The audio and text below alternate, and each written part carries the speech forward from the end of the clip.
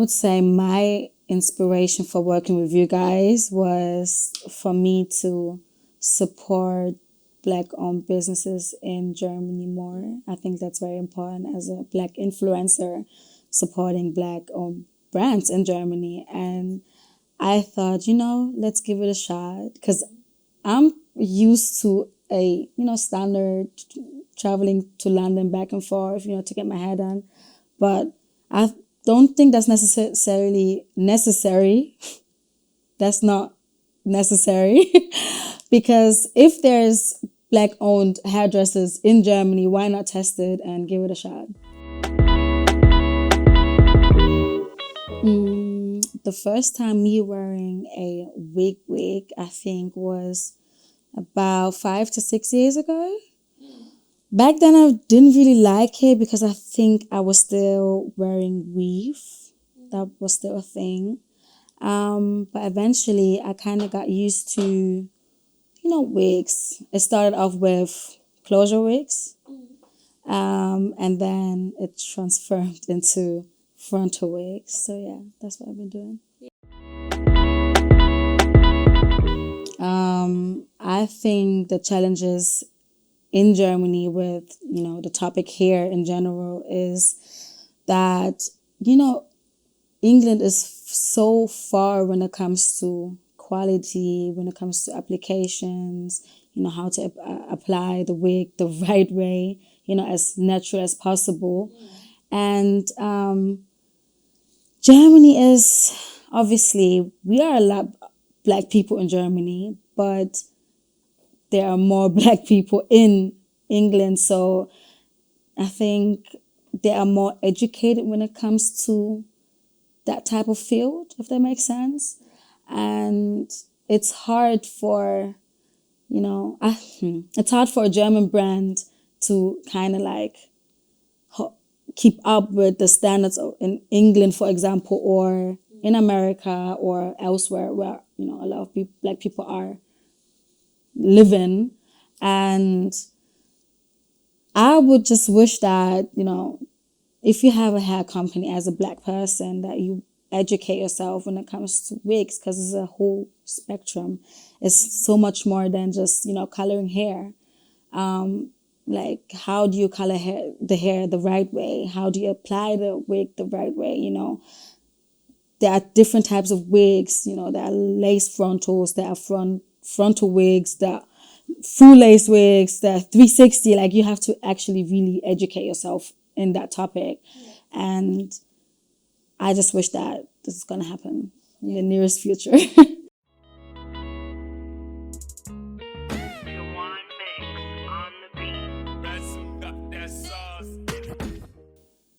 I feel like now, if you want to become a social media personality, I don't know if that's the right thing to say, now is the time to, to do it, because now the brands are aware of what is really going on, that, Black people, Black girls are a thing, I mean, we are a thing, but brands are getting more, they're having pressure now, they have to involve us now, because now we're speaking up. And don't give up, just follow your dream, do whatever you want to. I feel like a lot of girls out here listening to what other people have to say, and I never done that. I don't know if, I think a lot of people know that, like a lot of people in the Black community know that I always went my way.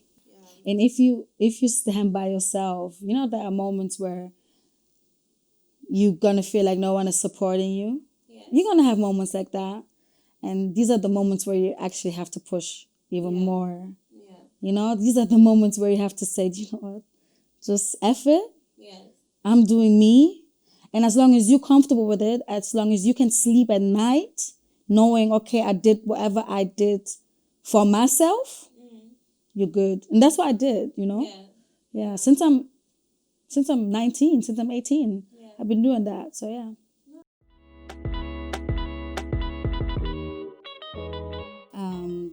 I think for choosing the right wig vendor, oh my God, that's such a tongue break. read, read reviews. You know, reviews are there to read. I don't write reviews myself, which I should do, but I do read what other people have to say. Customer service is the key. If you have the feeling that your money is gone or your money is not spent right, don't do it. Like, honestly, don't do it. I used to buy my hair off AliExpress. I think we all started there. AliExpress, Alibaba Express, I don't know. I don't know the names. Just don't do it. Yeah. If you want to have cheap hair, you're going to get cheap hair. You know, the quality is going to be cheap. Yes. You know, that's why the vendors are there, you know. They've been testing hair up, hopefully, for months. Yes. Or sometimes for years to get the best quality hair. Yes. That's why you order from vendors, because they've been through what you don't want to go through, you know. Instead of buying like 100 bundles from different vendors because you think, oh, yeah, that looks legit, just don't do it. Sometimes the pictures, you know, on AliExpress or Alibaba or whatever, the pictures look nice. Sometimes they even put fake models there and sell the hair to you, saying this is the same hair. It's not. Right. It is not. Do your research, and then I think you should be fine. Yeah.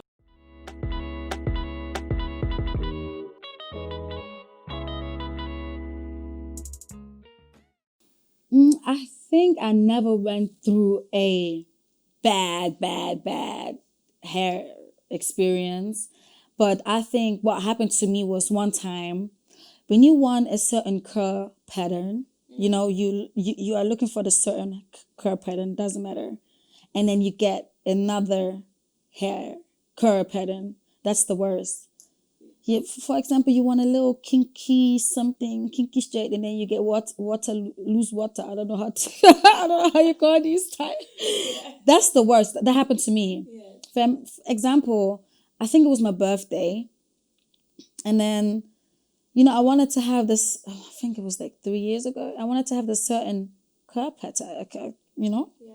And then I got something else. That kind of upset me. Yeah. Finding the right curl, I think, is the hardest to do in this hair wig industry. Yes. Because curls are hard to, like, the good curls are hard to find, honestly. Yeah. My favorite hair pattern is just straight hair. Yeah. It's easy. You can just, you know, straighten it and you're good to go. I love curls as well. Mm-hmm. I think curls look very good on me, but to maintain curls is very hard, especially when you sleep with the wig, because I sometimes sleep with my wigs and then the next day it's not a nice pattern anymore. So it takes a lot of, like, maintenance, and it takes a lot of patience to maintain the hair. So I love curls as well. I think I would prefer curls even over straight, but it's just the maintenance thing that I can't keep up. It depends how often I switch up my hairstyles. Like, I used to switch it up every week, that kind of thing. Or every 2 weeks, let's say every 2 weeks. I always flew to London to get my hair done, you know. Now, with this whole Rona situation, COVID-19, I just had my straight hair, my jet black straight hair, which was fine. You know, it's easy to maintain. Just put it on. You can take it off at night and you're good to go. But I think right now, every month is nice to switch up the hair. That's what I do every month. But every week I feel different, obviously. I should start giving my wigs names. Yeah. But it makes me feel, not that I'm hiding behind fake hair, don't get me wrong, but I just like the fact that I can be someone else every week if I want to, you know. And also depends on how I like to style. When I wear, like, very oversized clothes, which I do every day, I like long straight hair, like the longer the better, because then it's like you're still girly in the face, like the hair, but you're very tomboyish down. I like that. Or for example, when I wear, tighter stuff, then I like to wear a bob maybe. It depends on what I'm wearing as well, because it's like the outfit starts with my wigs. Does that make sense? Yeah. My biggest inspiration when it comes to hair is like when I'm looking for new styles, I think I would go to Jada's page. Jada is her hairdresser is Arrogante. Jada, yeah. I think she's she's my biggest inspiration when it comes to hair. Or Ari. Ari is also one of Arrogante's clients or friends. So yeah, and when I look for new inspiration, it's these three people. And I don't think hair empowers women necessarily. I think there's society that taught us that hair is so important for us, I think. I shaved my head off, and I still felt powerful. At first, it was scary. It was uncomfortable. It was obviously I had to get used to that situation, but I still felt pretty.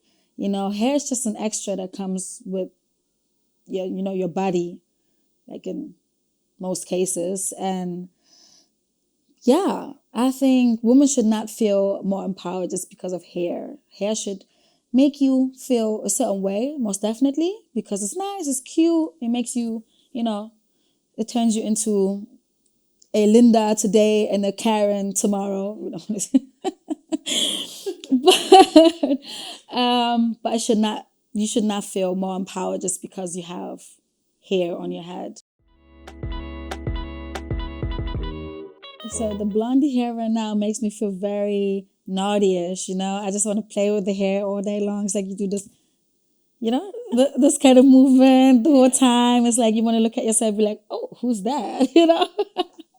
It makes me feel sexy. I don't feel sexy a lot because, I like to feel comfortable, a little bit laid back. I don't want to try too hard. I'm just a cool chick, on a skateboard and that kind of situation. But right now, I feel sexy. I feel sexy. I called my man. He was like, So yeah, I feel good. Thank you. Thank you for having me. Thank you so much.